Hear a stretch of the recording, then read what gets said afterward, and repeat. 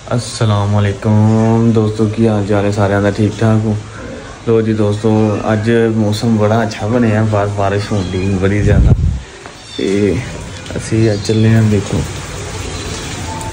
बारिश होने की, मौसम बहुत अच्छा बनया। टाइम हो गया तकरीबन 11 बज गए। तो असी हुण चले हैं थोड़ा घूमन फिरन जरा मंदिर वाले अपने शहर में मिलने वास्ते।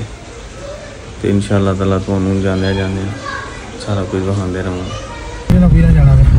हाँ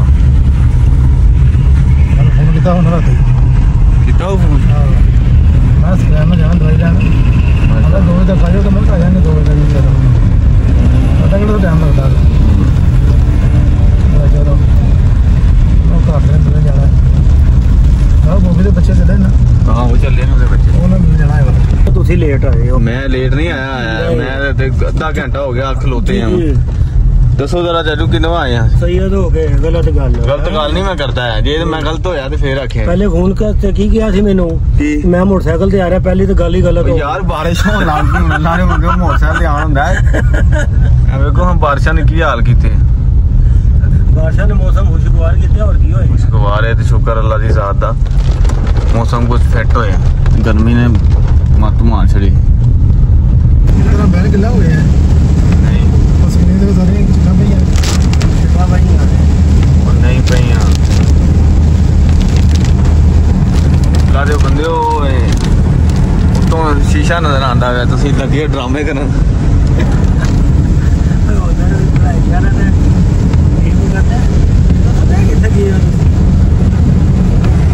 शुगर मिला मेरा चैनल बड़ा है। अस्सलाम वालेकुम दोस्तों, की हाल चाल है? तो जी दोस्तों, असी आ गए इत्थे जिथे आना सी। जरा भाई हैं नाल, तो उन्होंने मेडिसिन वगैरह लैनियां सन, तो उन्होंने नाल असी हस्पताल आ गए। इत्थे डॉक्टर बहुत अच्छे डॉक्टर ने बैठे हैं अंदर सारे। थोड़ी देर तक फिर असी चले हैं वापस। दोस्तों जी असी हुण चले हैं वापस। असी सारा काम शाम हो गया इत्थों।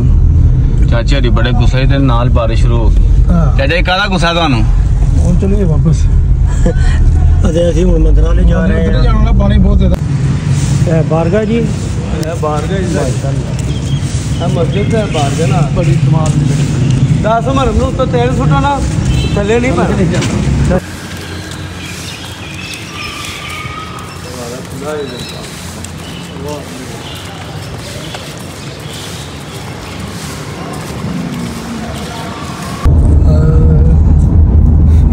कुर्बा वाली आयत दी दसना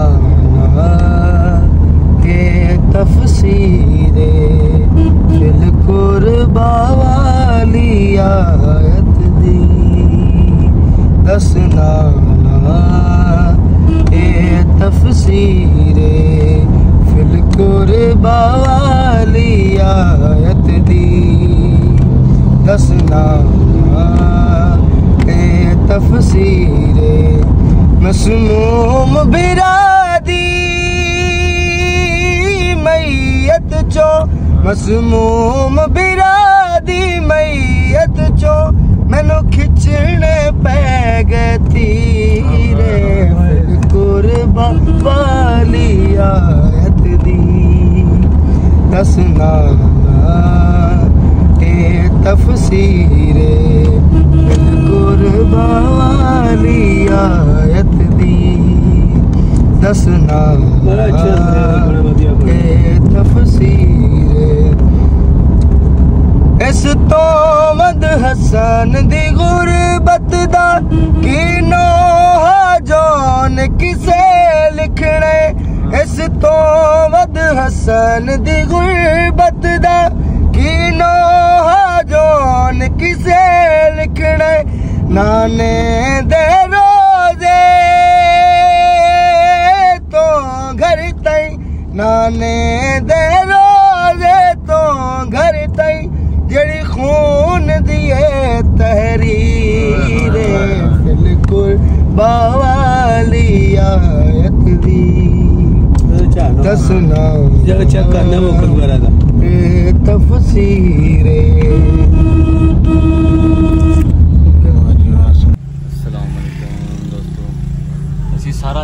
ਖੱਜਲ ਹੋਏ ਆ। ਚਾਚੇ ਨਾਲ ਸਾਨੂੰ ਖੱਜਲ ਕਰਾਇਆ ਸਾਰਾ ਕੁਝ ਖੱਜਲ ਹੋ ਗਏ ਤੇ ਹੁਣ ਅਸੀਂ ਤਕਰੀਬਨ 6:45 ਵਜੇ 7:30 ਵਜੇ